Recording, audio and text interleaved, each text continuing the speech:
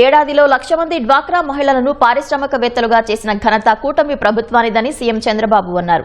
గుంటూరులో నిర్వహిస్తున్న జాతీయ సరస్ మేళాలో సీఎం పాల్గొన్నారు. స్టాళ్లను పరిశీలించారు. మార్చిలో మళ్లీ డ్వాక్రా మహిళలను కలుస్తానన్న సీఎం అప్పటిలోగా లక్ష్యాన్ని చేరుకోవాలని స్పష్టం చేశారు.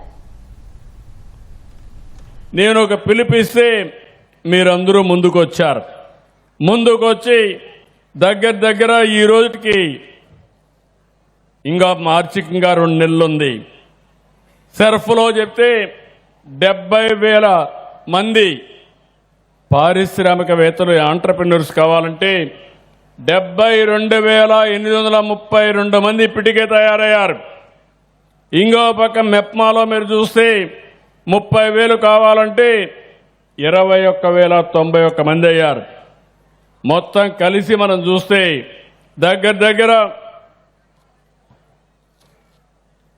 93,923 మంది అయ్యారు. ఇంకా ఒక నెల ఉంది. 1,00,000 మంది ఒక సంవత్సరంలో పారిశ్రామికులు చేసిన ఘనత ఆంధ్రప్రదేశ్ ప్రభుత్వానికి దక్కింది. సాధించింది మా ఆడబిడ్డలు సాధించారు. ఈరోజు 93,000 మంది ఎవరైతే ఇటీవల ఒక సంవత్సరంలో మైక్రో ఎంఎస్ఎంఈ ఆంట్రప్రెన్యూర్స్ అయ్యారు. ఇప్పుడు ఆవరేజ్ అడిగాను, లెక్కలు ఇంకా పూర్తిగా తయారు చేయలేదు, కానీ నెలకు 13,000 15,000 వస్తుందని ఇప్పుడే చెప్పారు.